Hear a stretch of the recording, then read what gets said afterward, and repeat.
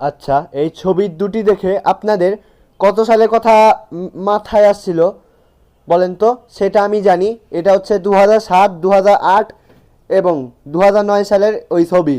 এই দুইটা ছিল গ্রামীণ সিমের ছবি, এবং গ্রামীণ সিমের ছবিতে ডিজাইন ছিল এই রকম, মানে একরকম।